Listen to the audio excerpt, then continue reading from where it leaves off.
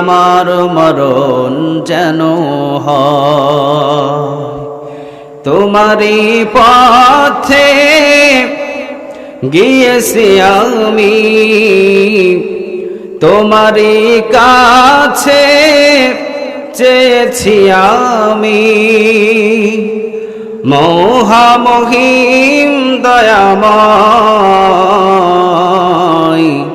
ইমানের পথে অবিচল থেকে আমার মরণ যেন হয়। জোরে বলেন আমিন। আসলে আজকে প্রোগ্রাম কিন্তু আমার এখানে না, আমার প্রোগ্রাম ছিল গাজীপুর। প্রায় সকাল 10টা থেকে আমার প্রোগ্রাম। আসার পথে রনি ভাই বললো এখানে আসতেই হবে। এরপর ওই যে হেলাল ভাই আছে বললো এখানে আসতেই হবে। তো যাওয়ার সময় এখানে ক্যান্টনমেন্ট নেমে আপনাদের সাথে দেখা করে গেলাম, বললো কিছু কথা বলে যা। কোরআনের কথা বলতে তো কোনো অসুবিধা নাই, ঠিক কি না? কোরআনের কথা বলতে কোনো অসুবিধা নাই, জীবন চলে যাবে কিন্তু কোরআনের কথা ছেড়ে দেওয়া যাবে। এই কোরআন নিয়ে যদি মরতে পারেন, এই কোরআন আপনাকে ছেড়ে দেবে না। তিরমিজি শরীফের বর্ণনা, কবর থেকে সোজা আল্লাহর জান্নাতের দিকে আপনাকে টেনে নিয়ে যাবে। চিল্লাবেন আল্লাহু আকবার। এই জন্য এই কোরআন খুব দামি একটা কিতাব। এই কোরআনটাকে শেষ করে দেওয়ার জন্য এক গ্রুপ কাজ করে, আর এই কোরআনের পক্ষে জীবন দেওয়ার জন্য আরেকটা গ্রুপ কাজ করে, ঠিক কি না?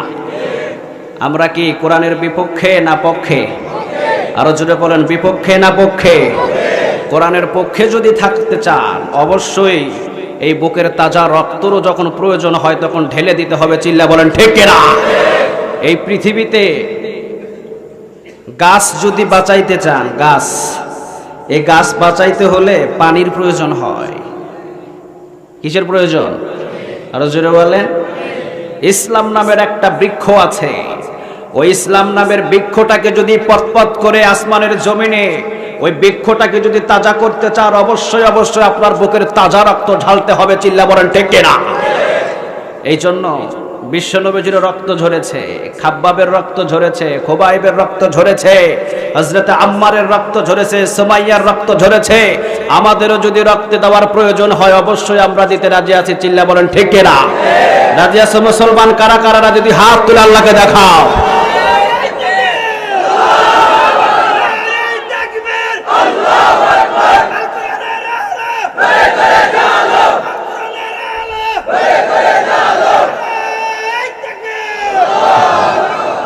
আল্লাহ সবাইকে কবুল করো, আমরা বলি আমিন।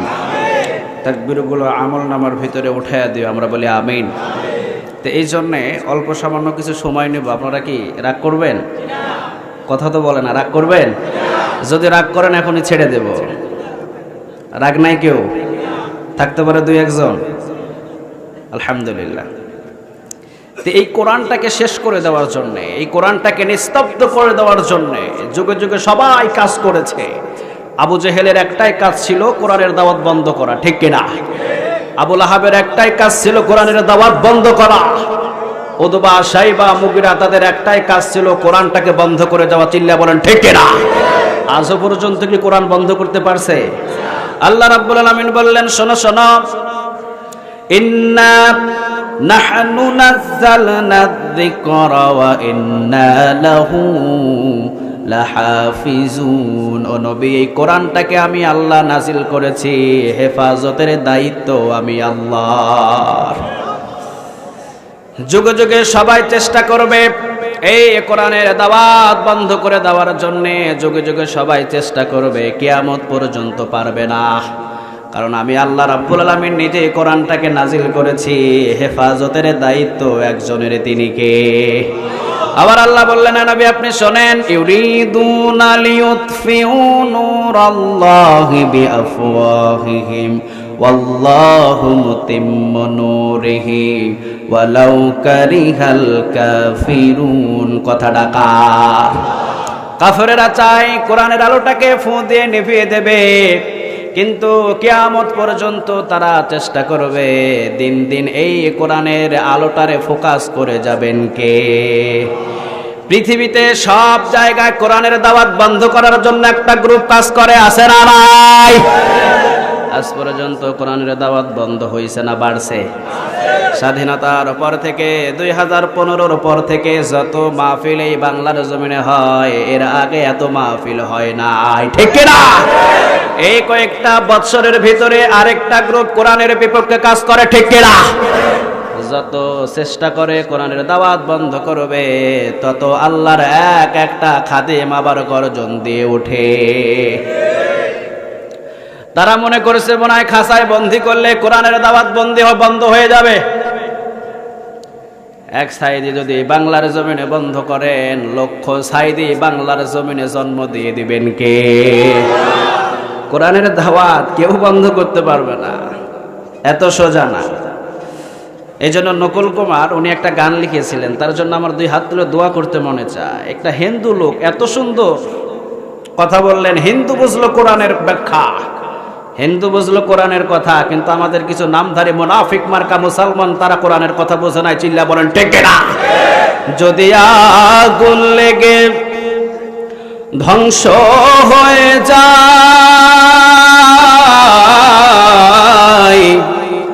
ধ্বংস হয়ে যায়, যদি আগুন লেগে যাই পড়ে যায়, আগুন লেগে যাই পড়ে যায়, পৃথিবীর সব বইয়ের দোকান বিশ্ব থেকে হারাবে না পবিত্র কোরআন, বিশ্ব থেকে হারাবে না পবিত্র কোরআন, ঠিক না? এই বিশ্ব থেকে কোরআন কেউ শেষ করে দিতে পারবে না। জনন্ত ভর পৃথিবীর ভিতরে যতদিন পর্যন্ত মুসলমান জীবিত থাকবে, যতদিন পর্যন্ত কোরআনের হাফেজেরা জীবিত থাকবে, কোরআনের দাওয়াত কেউ বন্ধ করতে পারবে না। এই জন্য আল্লাহ সবাই আমাদেরকে কবুল করুক, আমরা বলি আমিন। কোরআনের পক্ষে আমরা, কোরআনের আমরা বিপক্ষে নয়। চিল্লা বলেন ঠিক কিনা? এখানে আসছি কি কোরআনের স্বার্থে না বক্তার স্বার্থে? বক্তারে দেখার জন্যে না কোরআন শোনার জন্যে? এখানে আসছেন লাভ হয়েছে না লস? আরো জোরে বলেন। তিরমিজির বর্ণনা, এক ওয়াক্ত দুই ওয়াক্ত নয়, এক রাকাত দুই রাকাত নয়, বরং 500 কবুল হওয়া নফল নামাজের নেক আল্লাহ আমল নামা জমা করে দিয়েছে। চিল্লা বলেন আল্লাহু আকবার।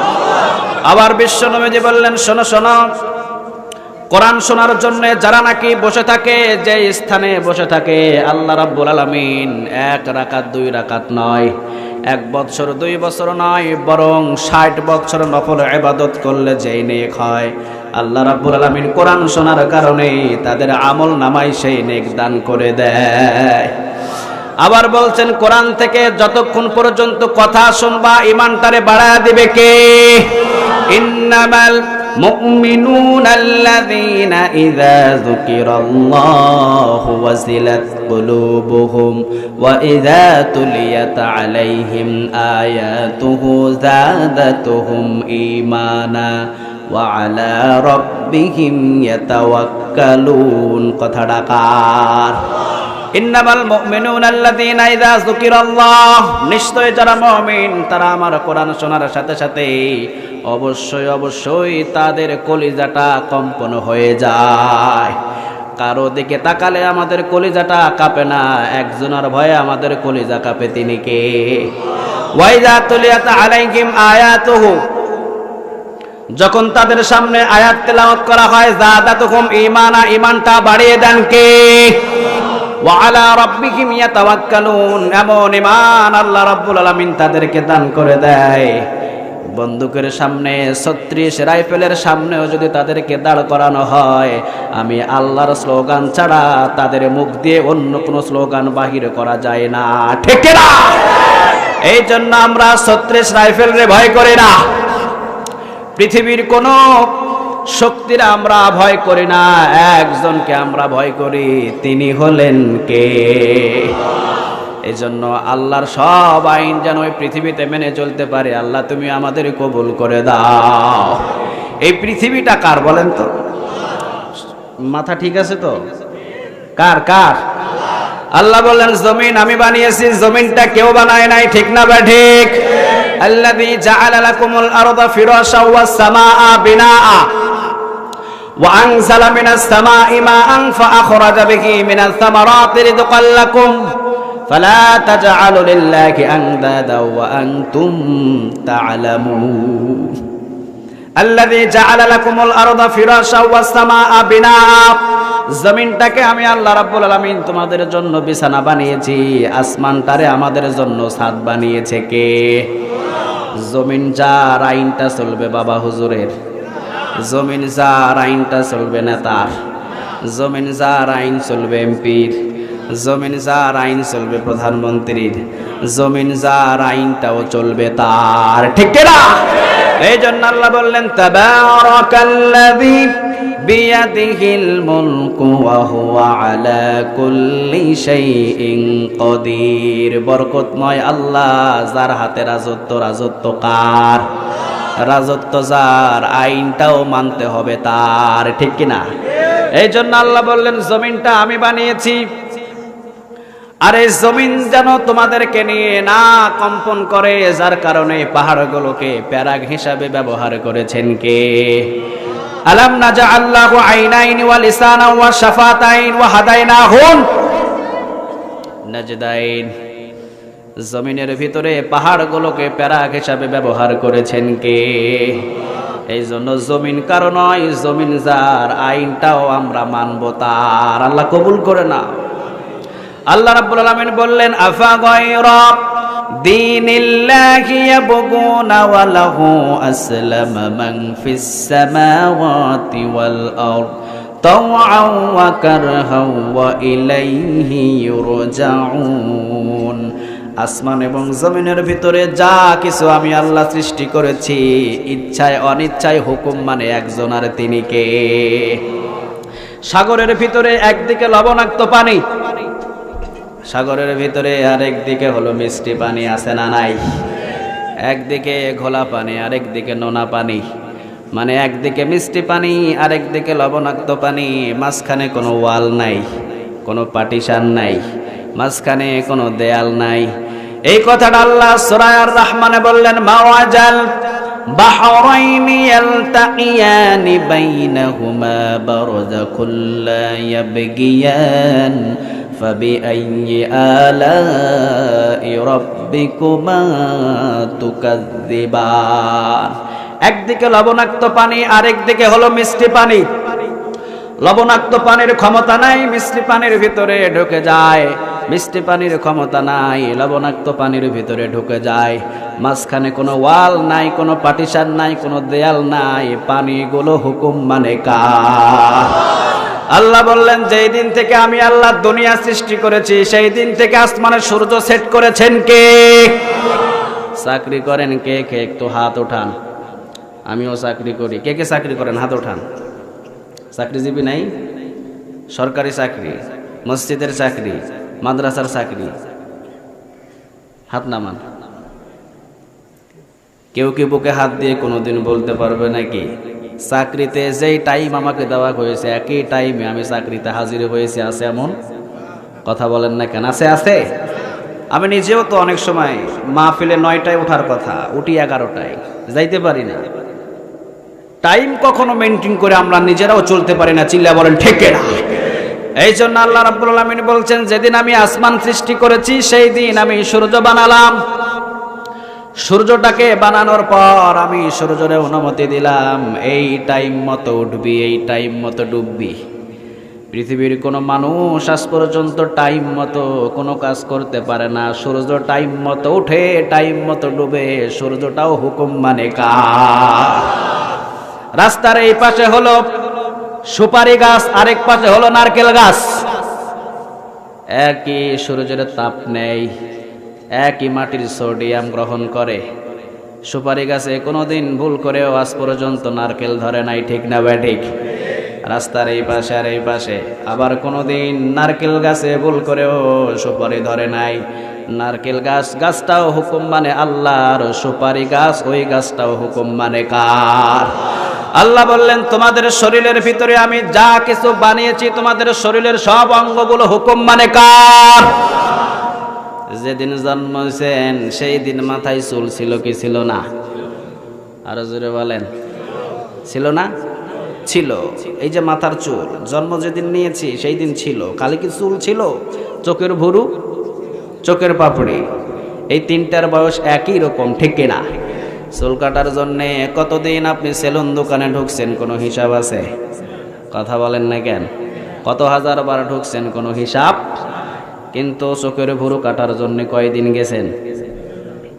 চোখের পাপড়ি কাটার জন্য কয়দিন গেছেন? আল্লাহ বললেন চুল তুই বড় হবে। চুল বড় হওয়া শুরু হলো, বয়স কিন্তু একই। আল্লাহ বললেন চোখের পাপড়ি, চোখের ভুরু তুই বড় হতে পারবি না। মাথার চুল বড় হওয়া শুরু হলো, চোখের পাপড়ি চোখের ভুরু বড় হতে পারলো না। কারণে চোখের ভুরু, চোখের পাপড়ি, মাথার চুল হুকুম মানে একজন, আর তিনি কে? সব কিছুই আল্লাহর হুকুম মানে, একটা জিনিস হুকুম মানে না, সেটা হলো মানুষের বিবেক, ঠিক কিনা? আল্লাহর যদি হুকুম মানতো, মানুষরে জনমের মতো পিটায়া হত্যা করতো না। আল্লাহর যদি হুকুম মানতো, কোরআনের বিপক্ষে কথা বলতো না। আল্লাহর যদি হুকুম মানতো, কোরআনের মাহফিলের বিপক্ষে 144 ধারা জারি হতো না। এই শুধু বিবেকটাই আল্লাহর হুকুম মানে না, কিয়ামতের দিন আল্লাহ বিবেকের হিসাব নেবে, বলবে তোর বিবেকের হিসাব দে, এটার হিসাব দে। তুই অন্তরে অন্তরে যা করেছিস সবগুলার হিসাব আমার কাছে আছে। চিল্লা বলেন ঠিক না? অন্তরের ভিতরে আমরা কি চিন্তা করি কেউ না জানলে একজন জানেন, তিনি কে? আল্লাহ যেন আমাদের সবাইকে কবুল করে। আর পৃথিবীতে বিশ্বনবীজি যেভাবে আমাদেরকে চালিয়েছেন, যেই দিকটা দেখিয়েছে, ওই দিক দিয়ে আমরা চলবো। রাজি আছেন তো? কথা বলেন না কেন? পৃথিবী কাউরে আমরা অনুসরণ করি না, কারণ পৃথিবীর মানুষকে যদি আপনি অনুসরণ করেন, অবশ্যই আপনার ভিতরে ভেজাল থাকতে পারে, ঠিক না? পৃথিবীর মানুষকে অনুসরণ করা যাবে না, একজনকে অনুসরণ করতে হবে, তিনি মুহাম্মদ সাল্লাল্লাহু। আল্লাহ বললেন কুল হে নবী আপনি বলেন, ইন কুনতুম তুহিব্বুনাল্লাহ, যারা আমি আল্লাহ রাব্বুল আলামিনকে ভালোবাসতে চায়, ফাত্তাবিউনি, তারা যেন আপনারে অনুসরণ করে। অনুসরণ হবে একজন, তিনি মুহাম্মদ সাল্লাল্লাহু। আর আপনাকে যদি অনুসরণ করে, ইউহিব্বুকুমুল্লাহ, আমি আল্লাহ নিজেই তাদেরকে ভালোবাসা শুরু করে দেব। বিশ্বনবীর অনুসরণ করলে ভালোবাসা পাওয়া যায় কার? এমনিতেই তো আল্লাহ আমাদেরকে ভালোবাসেন, ঠিক কিনা? ভালোবাসা কম না বেশি? আল্লাহর সাথে আমাদের ভালোবাসা কম না বেশি? দিনের ভিতরে 5 ওয়াক্ত নামাজে কতবার রবকে সেজদা দিই, কতবার রুকু করি, কতবার আল্লাহরে ডাকি, ঠিক কিনা? মুমিন আল্লাহরে ডাকে, মুমিন কখনো অন্য কারো গোলামি করে না। এই জন্য বিশ্বনবীর পথটাকে অনুসরণ করব। কুল হে নবী আপনি বলেন, ইন কুনতুম তুহিব্বুনাল্লাহ, যারা আমি আল্লাহ রাব্বুল আলামিনকে ভালোবাসতে চায়, ফাত্তাবিউনি, তারা যেন আপনারে অনুসরণ করে। আপনাকে যদি অনুসরণ করে, ইউহিব্বুকুমুল্লাহ, আমি আল্লাহ নিজেই তাদেরকে ভালোবাসবো। তবে আমি আল্লাহ ভালোবেসে তাদের কোনো ক্ষতি করব না। আল্লাহর ভালোবাসার ভিতরে লাভ আছে না নাই? আমাদের ভালোবাসার ভিতরে ভেজাল আছে না নাই? কয় ভালোবাসা তোমার বিয়ে করমু, 2 বছর প্রেম করার পর আর খবরও থাকে না, ঠিক কিনা? আমাদের ভালোবাসার ভিতরে স্বার্থ আছে, আল্লাহর ভালোবাসায় কোনো স্বার্থ নাই। আল্লাহ বললেন বিশ্বনবীর অনুসরণ করলে আমি আল্লাহ নিজেই তোমাদেরকে ভালোবাসবো। আর আমি আল্লাহ যদি তোমাদেরকে ভালোবাসি, ওয়ায়াগফিরু লাকুম যুনুবাকুম, আমি আল্লাহ তোর জীবনের গুনাহগুলোরে মাফ করে দেব।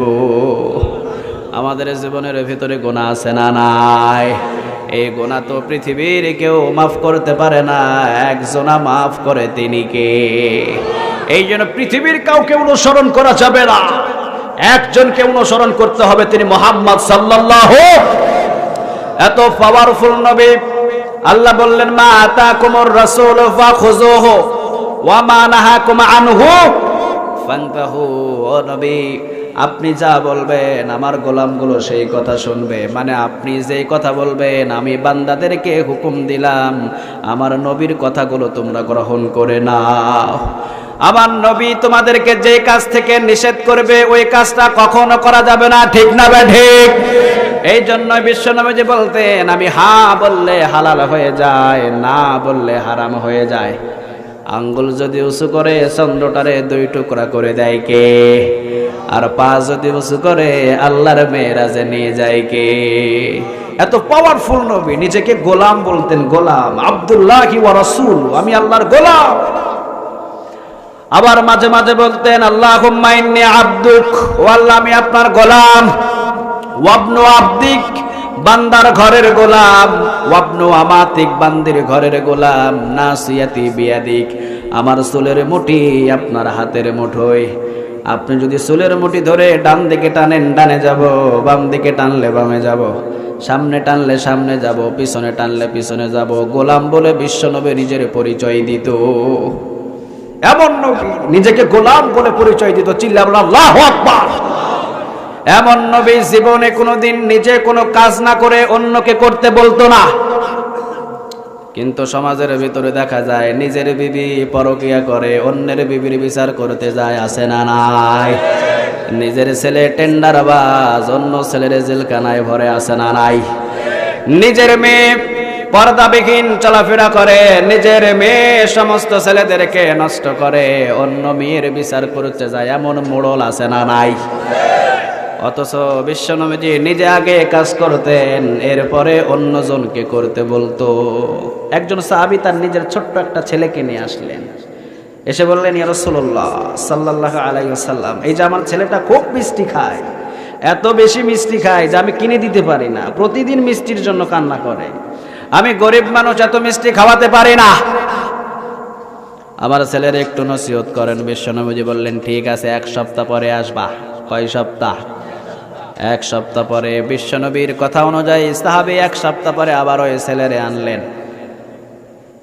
সাহাবী আনার পরে বিশ্বনবীজি বললেন, বাবা মিষ্টি বেশি খায়ও না, তোমার বাবা গরিব মানুষ, মিষ্টি যদি বেশি খাও তোমার বাবার উপরে জুলুম হয়ে যায়, প্রতিদিন তোমাকে মিষ্টি কিনে দিতে পারে না। কথা শুনেই ছোট্ট ছেলেটা বললেন ইয়া রাসূলুল্লাহ, আজ থেকে মিষ্টি খাওয়া কমিয়ে দিলাম, আর কোনোদিন বাবারে মিষ্টির জন্য জ্বালাতন করব না, যেই দিন খাওয়াবে সেই দিন খাবো, যেই দিন খাওয়াবে না সেই দিন খাবো না। সাহাবী অবাক হয়ে বিশ্বনবীজিরে বললেন ইয়া রাসূলুল্লাহ, এই নসিহতটা তো আপনি 1 সপ্তাহ আগেই করতে পারতেন, ঠিক কিনা? 1 সপ্তাহ পরে আমারে ডাকলেন কেন? বিশ্বনবীজি বললেন শোনো শোনো, 1 সপ্তাহ পরে আমি তোমাকে কেন ডাকলাম, কারণ ওই সপ্তাহে যে আমি তোমাকে ফিরিয়ে দিয়েছি, ওই সপ্তাহে আমি বিশ্বনবীজির এমন পরিস্থিতি ছিল, তখনও আমি বিশ্বনবী নিজেও মিষ্টি বেশি পছন্দ করতাম। আমি বিশ্বনবীজি নিজে বেশি মিষ্টি পছন্দ করে তোমার ছেলেকে কিভাবে কম কম করে খাওয়ার জন্য নসিহত করি, এমন তো নবী আমি নই, কারণ নিজে যেই কাজ করব না সেই কাজ তোমার ছেলেরে করতে বলবো, এমনটা করা যায় না। নিজে যেইটা মানি না অন্যকে মানতে বলবো, এইটার ভিতরে কোনো তাসির থাকে না, ঠিক কিনা? এই জন্য আমি বিশ্বনবীজি নিজে মিষ্টি বেশি পছন্দ করতাম, 1 সপ্তাহের ব্যবধানে আমি বিশ্বনবীজি নিজে মিষ্টি খাওয়া কমিয়ে দিলাম, এরপরে তোমার ছেলেকে আজকে নসিহত করলাম। বিশ্বনবীজি নিজে আগে কাজ করতেন, এরপরে অন্যকে করার জন্য বলতেন, কিন্তু আমাদের ভিতরে এই অনুসরণটা নাই। চিল্লা বলেন ঠিক কিনা? আগে নিজে করতে হবে, এরপরে বিশ্বনবীজির মতো অনুসরণ যদি তাই হয় নিজে করে এরপরে অপরজনকে করতে হবে। চিল্লা বলেন ঠিক কিনা? আবার বিশ্বনবীজি বিচার করতেন ইনসাফ ভিত্তিক বিচার। জীবনে কোনোদিন বিশ্বনবীজির বিচারের ভিতরে 2 নম্বরই নাই, ঠিক না বা ঠিক? মায়ের গর্ভে থেকে যেই দিন দুনিয়াতে আসলেন, হযরত হালিমাতুস সাদিয়া তাকে লালন পালন করছে। হালিমাতুস সাদিয়া ডান স্তন থেকে বিশ্বনবীজির দুধ পান করাতো, ডান স্তন থেকে বিশ্বনবীজির দুধ পান করায়, বাম স্তনের দিকে মুখ নিয়ে যায়, একদিনও মুখ দেয় নাই। সুবহানাল্লাহ বলেন। আবার নিয়ে যায়, আবার ফিরাই, আবার নিয়ে যায়, আবার ফিরাই। চোখের দিকে ইশারা করে কেমন জানি বলে, আমার মা হালিমা, কেন আপনি ডান স্তন থেকে আবার বাম স্তনের দিকে মুখটা নিয়ে যান? আমারও তো একজন বোন আছে, ওর নাম হলো সাহিমা, সেও তো দুধ পান করে। আমি বিশ্বনবী যদি 2 স্তন থেকে দুধ পান করি, আমার বোন সাহিমা দুধ খেতে পারবে না। এই জন্য ডান স্তন থেকে আমি বিশ্বনবী দুধ পান করি, আর বাম স্তন আমার দুধ বোন সাহিমার জন্য আমি ছেড়ে দিলাম। মায়ের কুল থেকে ইনসাফ প্রতিষ্ঠিত করেছেন মুহাম্মদ সাল্লাল্লাহু। আবার যখন বিশ্বনবীজি বিচারক হলেন, বিচারক, বিশ্বনবীজি বিচার করতে বসলেন, কুরাইশ বংশের মেয়ে চুরি করছে। বিশ্বনবীজি বললেন হাতটুকু কেটে দাও, কারণ চুরি করলে কি কাটে? আরো জোরে বলেন, হাত কেটে দাও, এটা কোরআনের আইন। বাংলাদেশের ভিতরে যদি আইন চালু থাকতো তাহলে বাংলাদেশের টাকা বিদেশে কখনো পাচার হতো না, চিল্লা বলেন ঠিক না?